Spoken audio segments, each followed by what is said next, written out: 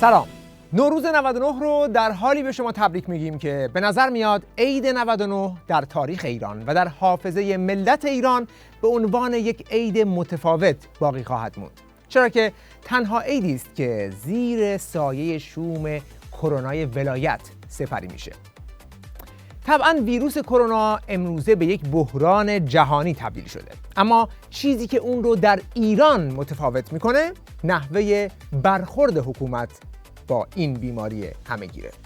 در این برنامه میخوایم یک نگاه سریع بندازیم به نحوه برخورد حکومت خامنه‌ای با بیماری کرونا.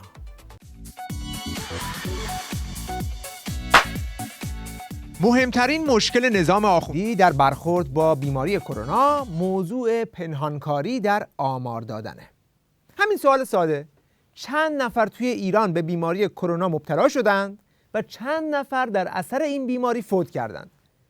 یه جواب شفاف سر همین دو سوال شما نمیشنوید.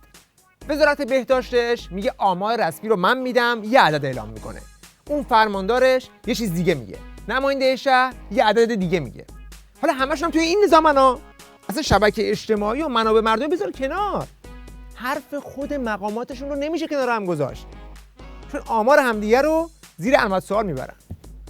دیروز نماینده رشت در فضای مجازی از تلمبار کشته‌ها در آرامستان این شهر نوشته بود. صحبت‌های نایب رئیس شورای شهر رشت که از آمار بالای کشته‌ها در رشت میگوید و در واقع آمار رسمی وزارت بهداشت را زیر سوال میبرد. تعداد کشته‌هایی که در روز داریم در باغ رضوان یا در جاهای دیگه، یا حتی کشته‌هایی که به هر حال ارسال می‌کنیم بعد از بسته‌بندی و در واقع حالا تیمم و کارهایی که صورت می‌گیره می‌فرستیم به شهرهای اطراف، این تعداد چرا به یک بار اینقدر زیاد شد؟ یا این ویدیو که 2-3 روز پیش در فضای مجازی دست به دست شد. ظرفیت نداریم و قافله بریدیم. نماینده نوشهر، چالوس و کلاردش در حال صحبت با رئیس دفتر رئیس جمهور است. مردم دارن نابود میشن. تعداد کشته‌های من تو چند روز خدا میدونه الا ماشاءالله میره بالا. همانطور که دیدید این نماینده توصیفی هراس‌انگیز از مازندران می‌کند. صحبت‌های فرماندار کاشان در یک برنامه تلویزیونی. دو شهرستان کاشان و آران بیدگل ما 88 تا فوتی داریم. آقای فرماندار به گونه‌ای از آمار فوتی‌های کرونا در کاشان میگوید که کاملا متفاوت با آمارهای رسمی است و گویا عده‌ای در حال پنهانکاری هستند. پس آمارهایی که مقامات محلیشون میدن، اون آماری که وزارت بهداشت در مرکز به طور رسمی اعلام میکنه رو قاطعانه رد میکنه. مثلا توی دو شهر کاشان و آران بیدگل میگه 88 نفر فوتی داشتیم، در حالی که همون روز توی کل ایران آمار فوتی ها از 170 شهر دیگه فقط 350 تاست. کمرتون رگ به رگ نشه از این همه تناقض توی آمار. حالا ببینیم که چرا آمار مرکز اینقدر کم میشه.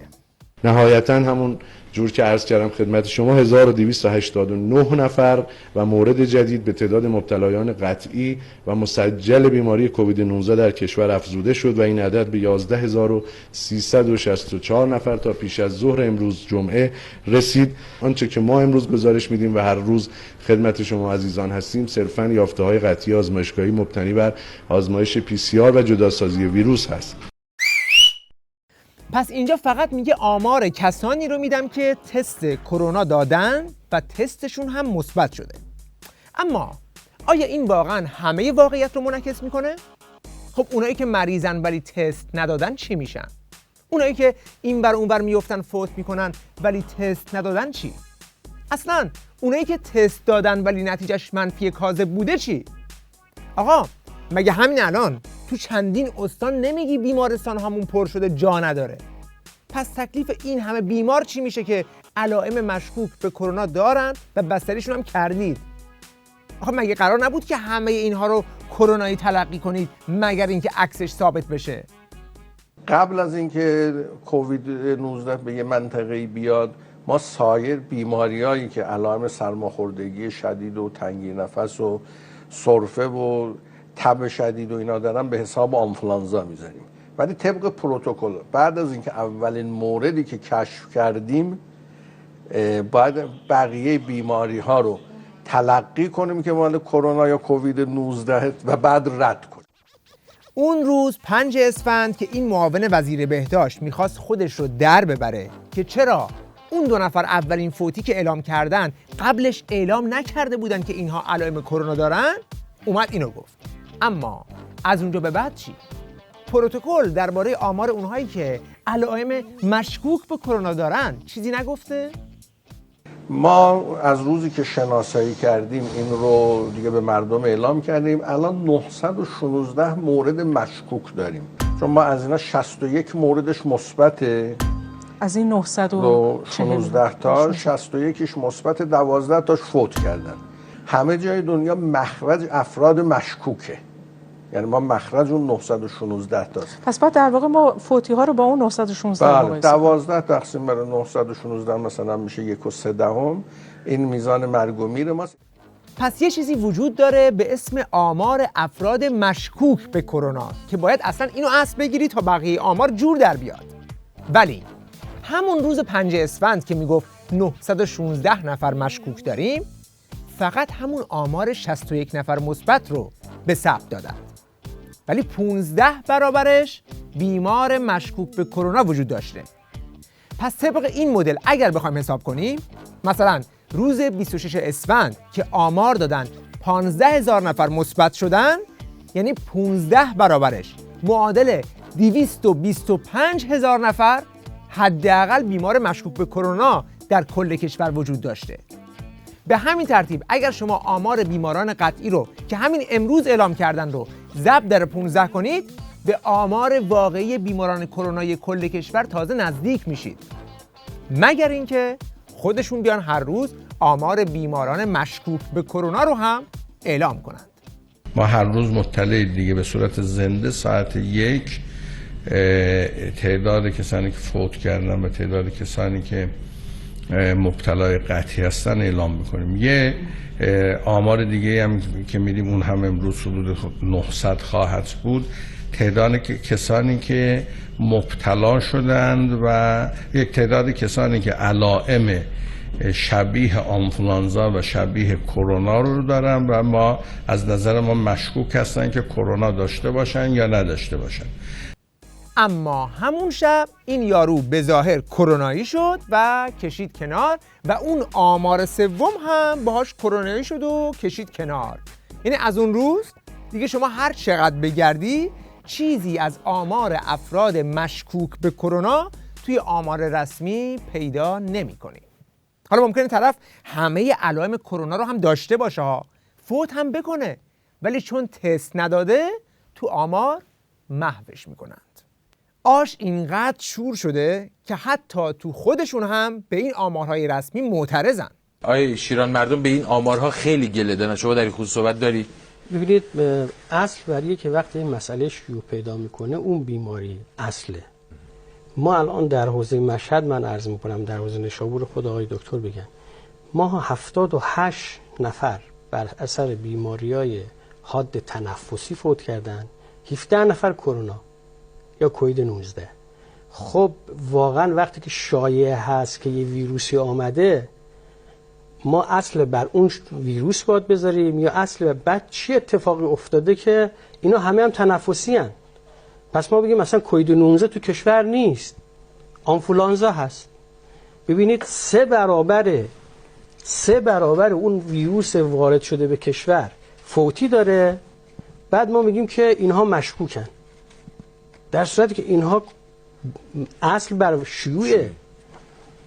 بعد جالبیه که بعضی از اینا تستی ازشون گرفته نشده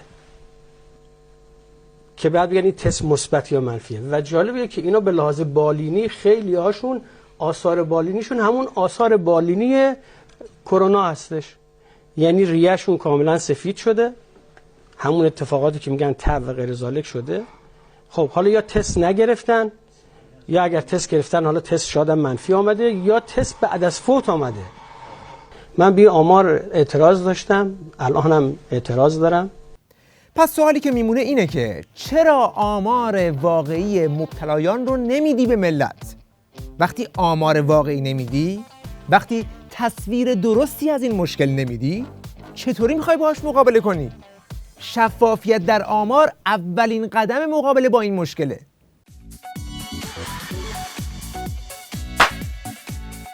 یکی از ساده ترین اقداماتی که برای مقابله با کرونا در همه جای دنیا انجام میدن ضد عفونی کردن معابر و اماکن عمومیه. خب این کاری که نه نیازی به تشکیل ستاد بحران داره، نه خیلی کار پیچیده ایه. اما وقتی همین کار رو میدن دست سپاه، این از توش در میاد. شهر شهیدان اصفهان با حضور زهادجان و بسیجیان مخلص سمزدایی و سالم سازی میشه با رمزه با موشای گره کرده لبیک یا زینب، لبیک یا زینب. شما اومدین سمزدایی کنید یا خودتون رو مسخره کنید؟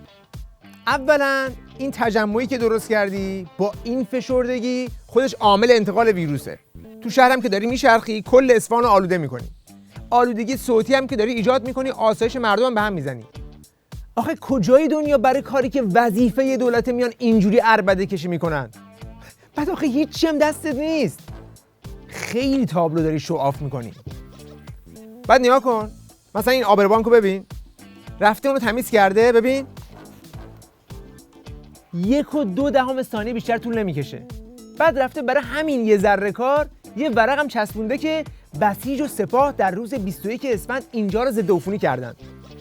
انگار اینو که بنویسی دیگه تا ابد اینجا تمیز میمونه. بابا همین کارو مردم خودشون میکنن، به روی کسی هم نمیارن.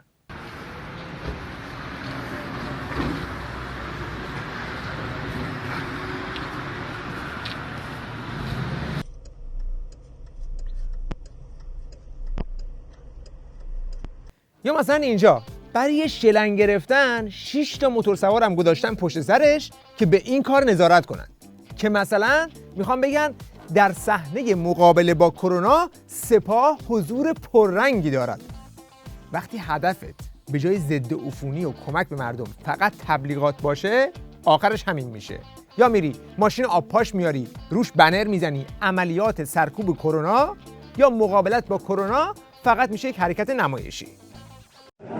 اینجا ترمینال زاهدان مثلا دارن ضد عفونی میکنن، ترمینال به این بزرگی فقط به یه ماشین چسبیدن و یه دونه جایگاه. فیلم بگیر عکس بگیر، فیلم بگیر عکس بگیر. دوستان نگاه کنید، خداییش یه کاری انجام ندید، یه کاری انجام میدید درست حسابی باشه. کار نمادین برای تبلیغات نکنید خدا وکیلی. ترمینال به این بزرگی ببینید کسی وجود نداره جای دیگه، فقط به همین یه جایگاه به هم یه ماشین چسبیدن مثلا دارن ضد عفونی میکنن. اگر کسی هدفش واقعا ضد عفونی کردن باشه اینطوری کار میکنه. نگاه کن، تک تک سنگ فرش خیابون رو میپوشونه به چند نفر توی یک لاین پشت سر هم برای یک محوطه به این کوچیکی. به این میگن ضد عفونی، نه این.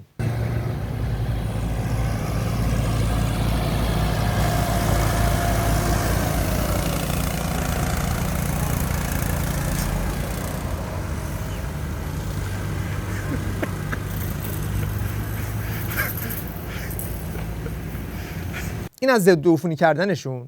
حالا میریم سراغ تجهیزات حفاظتی کادر درمانی. مثلا توی چین رفتن برای مقابله با کرونا 10 روزه یک بیمارستان موقت درست کردند. حالا اینجا به موقع بیمارستان که درست نکردید هیچ، دیگه حداقل پایه‌ای ترین نیاز دکتر و پرستارا که ماسک و دستکش رو پوش هست اینم تامین نکردی. ما این فرهنگ داشته باشیم که برای پزشک و پرستارمون نتونیم ماسک بفهمیم. ماسک تب قابل قبول نیست. آیا این کمبود که خب حیاتیه، یعنی این اقل کاریست که ما باید برای پزشک یا پرستار بکنیم که بتونه ادامه بده خدمت خودشون. اگر به خاطر همون بیمار هم شده باید این پرستار رو ما سرپا نگه داریم. این پزشک متخصص برای ما خیلی ارزش داره که الان خودش رفته زیر اکسیژن و این چیزی نیست که قابل گذشت باشه. من گمون نمی‌کنم که ماسک و لباسی نتونیم برای این کار تامین بکنیم. حالا این فقط یه فایل صوتی از یکی از جلسات درونیشون توی شهر قم که افشا شده. دیگه از روی این خودتون حساب کنید که توی 170 شهر دیگه اوضاع چطوره. مشت نمونه خرواره. البته با وجود این کمبودها کادر درمانی فداکار میهنمون با پذیرفتن همه خطرات حد اکثر مایه‌گذاری رو برای بیماران می‌کنند و مردم هم قدر شناسشون هستند. کمک‌های مردمی توسط عزیزان علشتری برای بیمارستان علشتر که واقعا با کمبود شیل مواجه بودن، مردم کمک کردن، خدا خیرشون بده. اگه چیزی احتیاج دارید شما بگید آقایون، بگید که خب بیمارستان علشتر ماست مواد ضد عفونی کننده، چون واقعا بیمار علشتر در مضیقه است. علشتر آمار مریضاش خیلی زیاده. آره ما نیروی بیمارستان احتیاج به لباس و لباسمون یه بار مصرف، چی بگم، از یه بار مصرف کیفیتش هم بدتر. حالا این سوال پیش میاد که مشکل چیه که کمبود روپوش با کیفیت رو تامین نمی‌کنن؟ مشکلی نیست که ندارن ها، دارن، ولی کجاست؟ تو خیابون تن اوباش ضد شورش.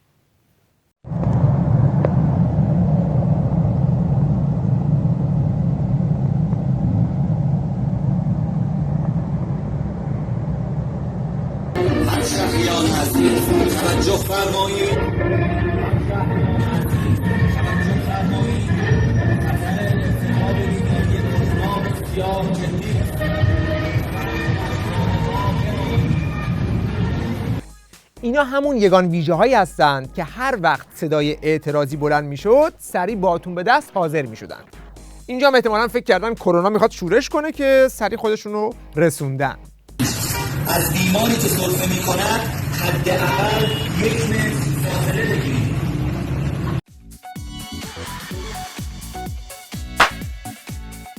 یکی دیگه از غلط‌های نظام آخوندی در برخورد با ویروس کرونا قرنطینه نکردنه و این سوال همچنان روی میزشه که چرا قرنطینه نکردی و هنوز هم نمی‌کنی؟ دوستانی اصرار بر این دارن که ما شهرستان و خانسار را قرنطینه اعلام کنیم. من این کار را نخواهم کرد. قرنطینه ضمن اینکه شرایط خودش رو داره، تبعات بعدی رو هم داره. یعنی شما تا سالها این اسم بر روی خانسار خواهد موند، شهری که ریشه دار هست، شهری که دارالمؤمنین هست، شهری که علما و در واقع فقهای فراوانی رو تربیت داده. اگر به اسم قرنطینه ما اینو معرفی کنیم پدیده خوبی نخواهد بود. واقعا بز جلوی اینا سقراطه. البته این استدلال ها یک کارکرد داره که برای جوانای خانسار سوژه طنز درست میکنه. عرض سلام دارم خدمت تمامی همشهریان عزیزم. میخواستم که یه مطلبی رو بهتون بگم. چند روزه که ما داریم توی این فضای مجازی دنبال میکنیم که بحث قرنطینه کردن خونسار و اینا یه بحثیه که به نظر من واقعا اصلا احتیاجی نیست، چون ما اینجا شهر دارالمؤمنینیم. بعدش اینکه ویروس به حرمت این نمیاد تو شهر. بعد ما تو خونسار 2 تا امتیاز مثبت داریم. یکی اینکه از سمت گلپایگان که میخوای بیای سمت خانسار یه سر سنگ شیر سینه کشی شدیدی داریم، ما فکر نکنم ویروس بتونه وارد شه. دومین امتیاز مثبتمون هم اینه که از سمت گلستان کو که میخواد ویروس بیاد سمت پایین دوره یه سرازیری شدیدی داریم، ما بعید میدونم باز ویروس اونجا ترمازاش جواب بده و بخواد بیاد سمت خونسار. پس نگرانی شما بیمورده. البته این قانع کننده تر بود. به هر حال هر چقدر هم که جلوتر میریم قرنطینه کردن به عنوان یک راهکار و احیانا اصلی ترین راهکار مقابله با اپیدمی بیشتر مطرح میشه. چه شهری که میخواد آلوده نشه باید قرنطینه بشه و چه شهری که آلوده است باید قرنطینه‌اش کرد چون جون بقیه حفظ بشه. بنابراین این سوال بیشتر رو میاد که چرا قم رو به عنوان کانون انتشار کرونا از همون اول قرنطینه نکردید؟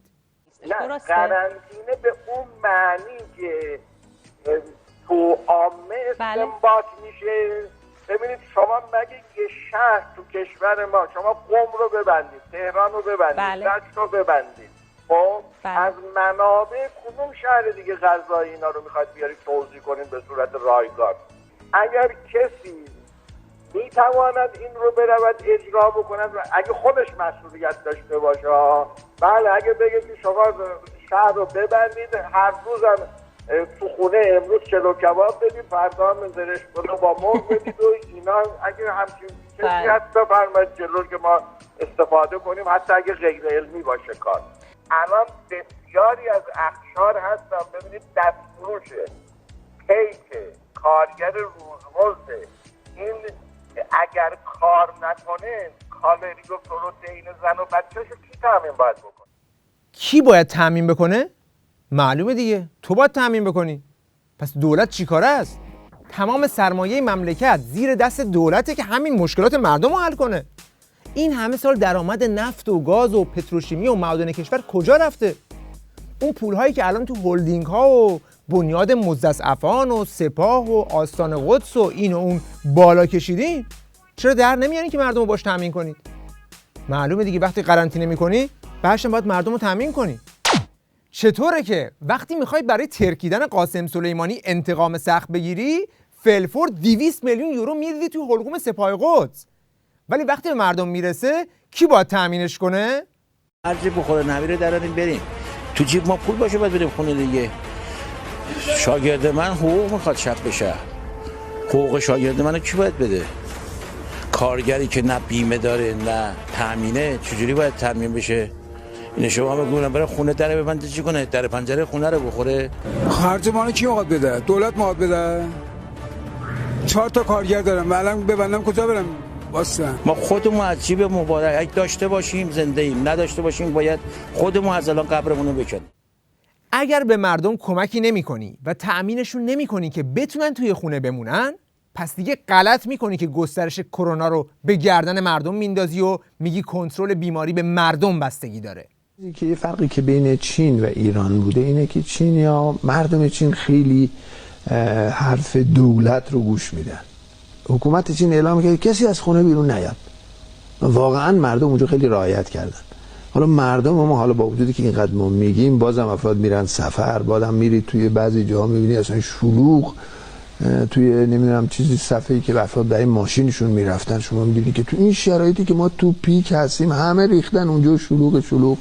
یعنی واقعا اون چیزی که ما بهش نیاز داریم برای که بتونیم این عفونت رو کنترل کنیم، تلفات اون رو کم بکنیم، اینه که مردم واقعا رعایت کنن.